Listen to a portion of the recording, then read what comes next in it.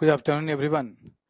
आज जो आपका फुल लेंथ टेस्ट है 6334 उसका पॉलिटी का डिस्कशन मैं लूंगा। इसमें कुछ आईआर के भी क्वेश्चन हो सकते हैं वैसे, तो इसमें हम लोग करीब मुझे लगता है कि 10-12 क्वेश्चन है या 13 क्वेश्चन हैं। ये आपके क्वेश्चंस हैं 1, 5, 17, 21, 32, 33, 35, 63, 69, 70, 87, 92, 97। ये सब आपके क्वेश्चंस हैं। ध्यान रखना है कि चूंकि ये फुल लेंथ टेस्ट है, 5-6 टीचर मिलके इसको डिस्कशन लेते हैं। हिस्ट्री का कोई और टीचर है, ज्योग्राफी कोई और टीचर, इकोनॉमी कोई और टीचर, साइंस का कोई और टीचर, एनवायरनमेंट कोई और लेगा। तो आपको ये समझना है कि बहुत डिटेल में डिस्कशन नहीं हो सकता है। इसको हम लोग थोड़ा संक्षिप्त करते हैं ताकि ऐसा ना हो कि 7-8 घंटे का डिस्कशन हो जाए। तो इसमें सबसे पहले हम लोग क्वेश्चन नंबर 1 पे आते हैं।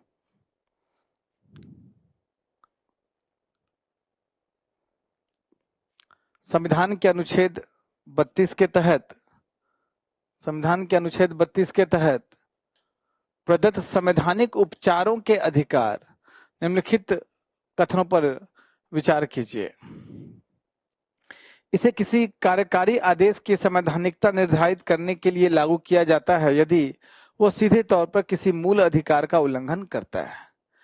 याद रखना है कि जो भी आपके मतलब फंडामेंटल राइट भाग 3 में दिए गए हैं उसका कोई हनन होता है तो आप सर्वोच्च न्यायालय अनुच्छेद 32 के तहत सीधे जा सकते हो, सीधे उसका दरवाजा खटखटा सकते हो। वो रिट के माध्यम से आपको उपचार देता है। इसमें अनुच्छेद 12 में राज्य का डेफिनेशन दिया गया और अनुच्छेद 13 में विधि का डेफिनेशन दिया गया है। इस विधि में कोई संविधान संशोधन विधि भी हो सकती है, सामान्य कानून भी हो सकते हैं, यहाँ तक कि कार्यकारी आदेश भी हो सकता है। तो कोई कार्यकारी आदेश जो फंडामेंटल राइट का वायलेशन कर रहा है उसके खिलाफ भी आप अनुच्छेद 32 के तहत सर्वोच्च न्यायालय जा सकते हो। यह संविधान की एक मूलभूत विशेषता है, माननीय सर्वोच्च न्यायालय ने स्पष्ट किया। देखिए केशवानंद भारती केस में तो भाई मूल ढांचे का सिद्धांत आ गया। आगे के निर्णयों में सुप्रीम कोर्ट ने स्पष्ट किया कि अनुच्छेद 32 जो है संविधान का मूलभूत विशेषता है, इसको संविधान संशोधन के माध्यम से घटाया नहीं जा सकता है।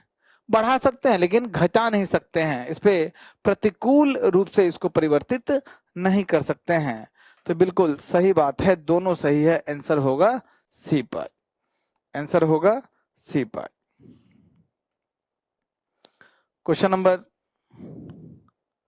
15 नेक्स्ट क्वेश्चन है, भारत में दिए जाने वाले पद्म पुरस्कारों के संदर्भ में निम्नलिखित कथनों पर विचार कीजिए।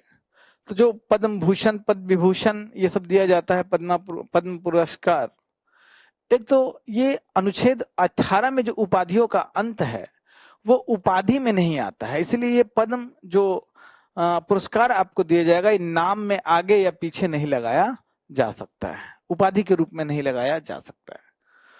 तो किसको पद्म पुरस्कार मिलेगा, इसके लिए समिति बनाई जाती है और कैबिनेट सचिव इसके हेड होते हैं, ना कि प्रधानमंत्री।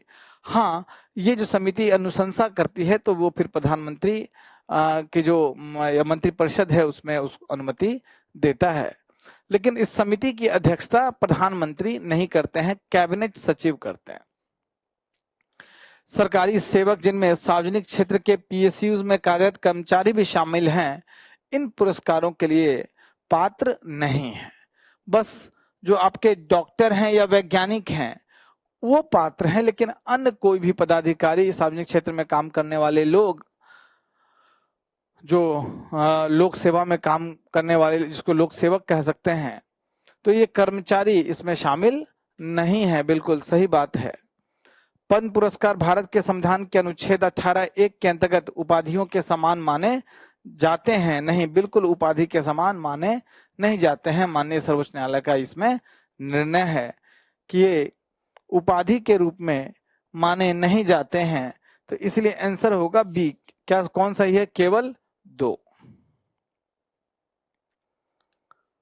अब next question, question number 17, Rajya Sabha के सदस्यों के निर्वाचन के संबंध में। राज्यसभा के लिए निर्वाचन राज्यसभा के सचिवालय द्वारा संचालित किया जाता है। ये तो बिल्कुल गलत है। ये अधिकार इलेक्शन कमीशन ऑफ इंडिया का है। वो प्रेसिडेंट का इलेक्शन कराता है, वाइस प्रेसिडेंट का इलेक्शन कराता है। Election commission of India Lok Sabha के सदस्यों के लिए निर्वाचन कराता है, राज्यसभा के सदस्यों के लिए निर्वाचन कराता है, विधानसभा के सदस्यों के लिए निर्वाचन कराता है और विधान परिषद के सदस्यों के लिए निर्वाचन कराता है। तो ये पहला स्टेटमेंट गलत हो गया। राज्यसभा सदस्यों के निर्वाचन का प्रावधान दक्षिण अफ्रीका के संविधान से ग्रहण किया गया है, बिल्कुल सही बात है। जो दक्षिण अफ्रीका के संविधान से आपने राज्यसभा के निर्वाचन के लिए प्रावधान या संविधान संशोधन की प्रक्रिया आपने लिया है। ये दूसरा सही है, आंसर होगा बी पार्ट, आंसर होगा बी पार्ट। अब हम लोग क्वेश्चन नंबर 21 पे आते हैं। सचेतक, जिसको इंग्लिश में व्हीप कहते हैं, सचेतक के पद के संदर्भ में पूछा है। उसे लोकसभा अध्यक्ष द्वारा सदन में शिष्टाचार सुनिश्चित करने के लिए नियुक्त किया जाता है। नहीं, देखिए, एक तो समझिए कि जो सचेतक है इसका संविधान में कहीं उल्लेख नहीं है, किसी कानून में कोई उल्लेख नहीं है, किसी संसदीय नियम में कहीं उल्लेख नहीं है। इसे पॉलिटिकल पार्टी सदन के अंदर नियुक्त करती है। जो उसके जो पॉलिटिकल पार्टी के मेंबर्स है सदन में, वो उपस्थित रहें, पॉलिटिकल पार्टी जिस तरफ बोले उसी तरफ वोट डालें, अनुशासन में रहें, ये सब सचेतक का काम है। तो लोकसभा अध्यक्ष इसको नियुक्त नहीं करती है। हर एक पॉलिटिकल पार्टी का अलग अलग सचेतक होता है। सचेतक के निर्देशों का पालन न करने वाले सदस्यों के विरुद्ध अनुशासनात्मक कार्रवाई की जा सकती है, बिल्कुल सही बात है। बहुत बार दल बदल विरोधी अधिनियम जो है, जो अनुसूची 10 में है, उसका वो भी लागू होता है। आंसर होगा बी पार्ट, आंसर होगा बी पार्ट। क्वेश्चन नंबर 32 देखें। भारत के प्रत्येक राज्य का अपना उच्च न्यायालय है। आपको पता है कि भारत में तो प्रत्येक राज्य में अपना उच्च न्यायालय नहीं है। बहुत बार दो राज्यों को मिलाकर एक उच्च न्यायालय, उसका क्षेत्राधिकार दिया जाता है।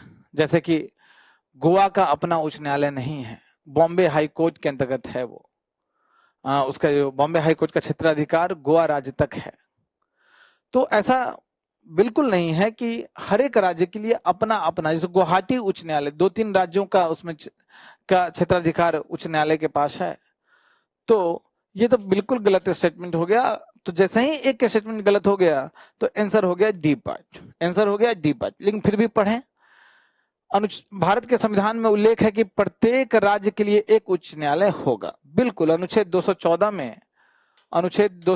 में स्पष्ट रूप से कहा गया है कि प्रत्येक राज्य में एक हाईकोर्ट होगा, प्रत्येक राज्य के लिए एक हाईकोर्ट होगा। इसका कतई मतलब नहीं है कि उसका अपना एक उच्च न्यायालय होगा, है ना। तो और जब 7वां संविधान संशोधन किया गया 1956, उसमें यह भी कहा गया एक राज्य या एक से अधिक राज्य, 2 या 3 से अधिक राज्य के लिए एक उच्च न्यायालय हो सकता है। तो इसलिए दूसरा सही है, पहला गलत है। आंसर होगा डी पार्ट। तो हर एक राज्य के लिए अपना एक अलग अपना उच्च न्यायालय है, ये बिल्कुल गलत बात है। ये तो आप जानते भी हैं, तो इसी से ये क्वेश्चन आप कर सकते हैं। Next question, question number 33। संसदीय बहुमत के संदर्भ में सवाल पूछा है।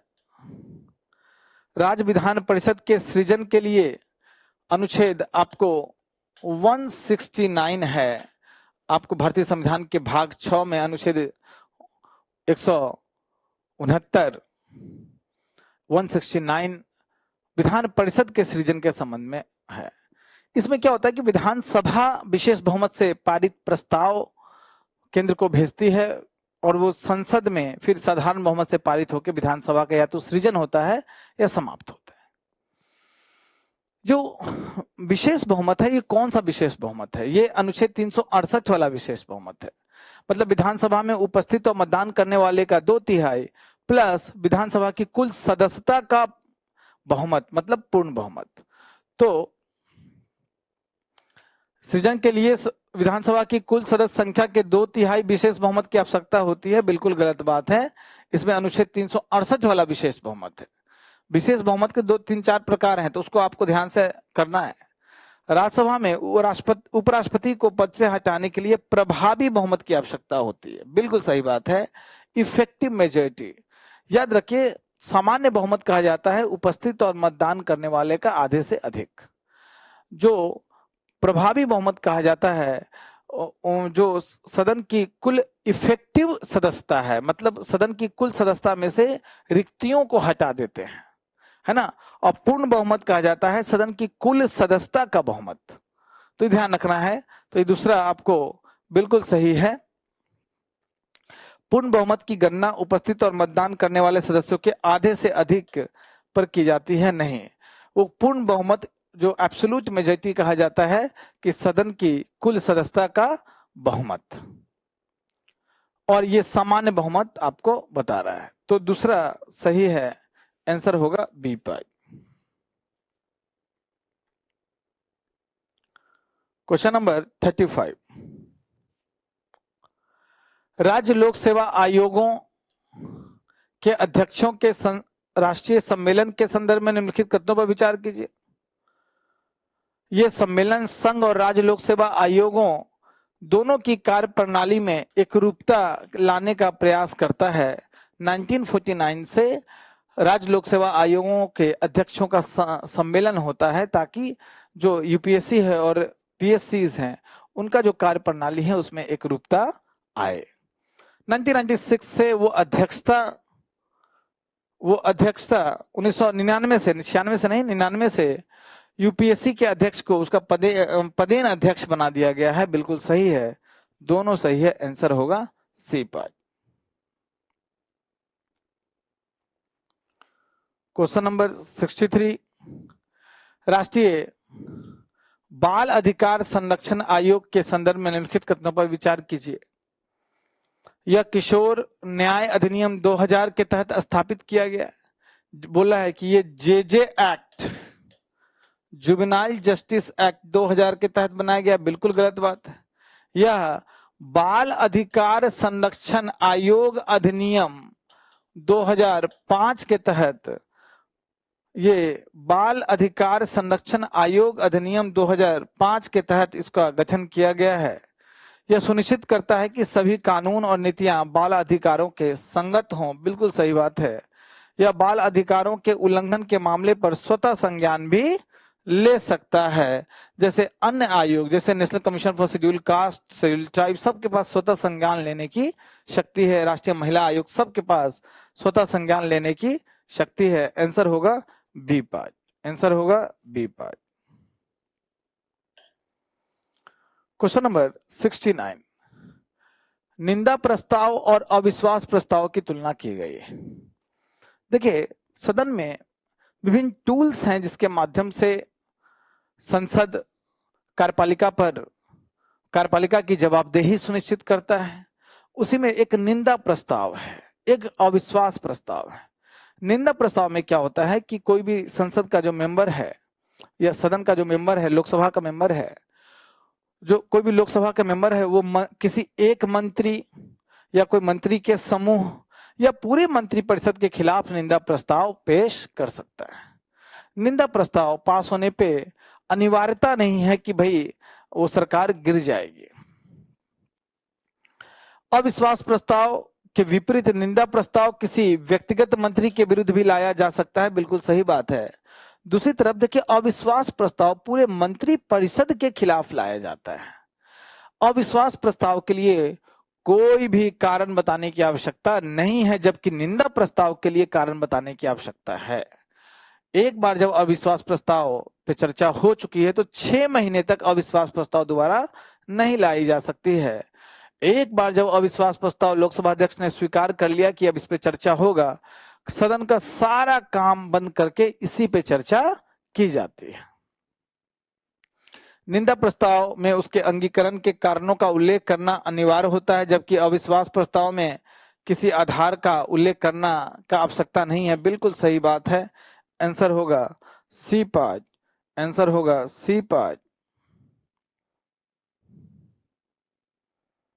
क्वेश्चन नंबर 70, संविधान के भाग 9A के अंतर्गत महानगर योजना समिति के संदर्भ में क्वेश्चन है। महानगर, पूरे महानगर में एक, जैसे कि कोई एक महानगर है, वहां पे हो सकता है कि लगभग तो जगह क्या होता है कि शहरी क्षेत्र होता है, कुछ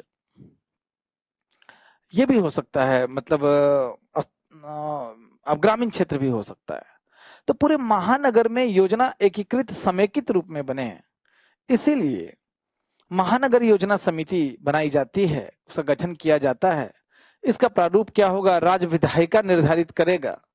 लेकिन संविधान में कुछ प्रावधान है, जैसे एक तो देखिए, संपूर्ण महानगर क्षेत्र के प्रारूप विकास योजना तैयार करता है, बिल्कुल सही बात है। इस महानगर योजना समिति का 2/3 सदस्य, 2/3 सदस्य महानगर क्षेत्र में नगर पालिका के निर्वाचित सदस्य और पंचायतों के अध्यक्ष द्वारा ही बनते हैं। बस यही क्राइटेरिया है कि मिनिमम 2/3 सदस्य ये होने चाहिए। अन्य कौन होंगे, कौन से नामित होंगे, सब राज्य विधायिका डिसाइड करेगा। दोनों सही है, आंसर होगा सी पार्ट, 1 और 2 दोनों, 1 और 2 दोनों। क्वेश्चन नंबर 87, अवशिष्ट शक्तियों के संदर्भ में निम्नलिखित कथनों पर विचार कीजिए। अवशिष्ट विषयों पर विधि निर्माण की शक्ति संसद में निहित है। देखिए, जब भारतीय संविधान के भाग 11 में आएंगे तो वहां पे विधायी और प्रशासनिक शक्ति के बारे में बात की गई है। और जो विधायी मतलब केंद्र राज्य संबंध में विधायी और प्रशासनिक संबंध के बारे में बात की गई है। जो विधायी संबंध में है उसमें अनुच्छेद 246 सबसे इंपॉर्टेंट है, जहां पे बोला गया है कि 7वीं अनुसूची में संघ सूची पे कानून, संसद राज्य सूची पे कानून, राज्य विधायिका और समवर्ती सूची पे कानून दोनों बना सकती है। अनुच्छेद 248 में अवशिष्ट विषय के संबंध में प्रावधान है, वो विषय जो तीनों ही सूचियों में उल्लेखित नहीं है, इस पे कानून संसद ही बना सकती है। तो बिल्कुल ये सही बात है, इससे सशक्त केंद्र हो, ये कनाडा के संविधान से लिया गया है। ये प्रावधान कनाडा के संविधान से लिया गया है, जहां सशक्त केंद्र की बात की गई है। कनाडा के संविधान से सशक्त केंद्र के साथ संघीय व्यवस्था, केंद्र में अवशिष्ट शक्तियों निहित होना, केंद्र द्वारा राज्य में राज्यपाल की नियुक्ति और उच्च न्यायालय का परामर्श क्षेत्राधिकार, ये सब कनाडा के संविधान से लिया गया है। आंसर होगा सी पार्ट, आंसर होगा C part. Next question, question number 92, अंतर्राज्यीय नदी जल विवाद अधिनियम 1956 के संदर्भ में सवाल पूछा है। यह नदी बोर्ड की स्थापना का प्रावधान करता है। देखिए, 1956 में जब 7वां संविधान संशोधन करके राज्य का पुनर्गठन किया गया, भाषा के आधार पर राज्य को गठन किया गया, तो 14 राज्य और 6 संघ शासित क्षेत्र निकल के आए। अब ये डर हो गया कि भाई नदी जल को लेके, बंटवारे को लेके विवाद ज्यादा उत्पन्न ना हो, या होगा ही तो उस विवाद का निपटान कैसे होगा। तो जैसा कि आपको पता है कि अनुच्छेद 362 में साफ साफ, ये 362 नहीं 262 में जो अंतर्राज्यीय नदी जल विवाद को निपटान के लिए प्रावधान है, उसमें बोला गया है कि कोई भी न्यायालय का क्षेत्राधिकार इसमें नहीं है, पर संसद रोक सकता है और संसद कानून बना के इसके संबंध में प्रावधान कर सकता है। संसद ने ट्रिब्यूनल्स बनाए, तो उसके लिए संसद ने कानून बनाए, अंतर्राज्यीय नदी जल विवाद अधिनियम 1956। इसी के तहत अधिकरण बनाए जाते हैं और विभिन्न नदी का जो मतलब विभिन्न नदियों के देखरेख के लिए नदी बोर्ड अधिनियम 1956 बनाए गए, ताकि राज्य के परामर्श से अंतर्राज्यीय जो नदियां हैं उनका विकास हो सके। तो नदी बोर्ड जो है, नदी बोर्ड अधिनियम 1956 के तहत बनाया गया है। ये अलग कानून है। हाँ, ये दोनों कानून साथ में बनाया गया था, तो इसलिए पहला गलत हो गया। नदी जल अधिकरणों के अध्यक्ष और सदस्यों की नियुक्ति भारत के मुख्य न्यायाधीश द्वारा की जाती है। बिल्कुल सही बात है, क्योंकि अधिकरण न्यायिक प्रकृति का होता है, तो इसकी जो नियुक्ति है कौन करता है? भारत का मुख्य न्यायाधीश करता है। और ये मुख्य न्यायाधीश, अच्छा उसके बाद क्या है? किसी विवाद की स्थिति में कोई राज्य प्रत्यक्ष रूप से अधिकरण का रुख कर सकता है। गलत बात है। राज्य केंद्र सरकार को अपना मामला बताता है। केंद्र सरकार क्या करती है कि वो एक समिति बनाती है, वो समिति को 1 साल समय देती है कि भैया आप इसका विवाद की जांच कीजिए, कुछ अनुशंसा दीजिए। अगर वो निपटान नहीं कर पाता है, फिर केंद्र सरकार इसको अधिकरण को भेजती है। तो तीसरा गलत है, आंसर होगा बी पार्ट।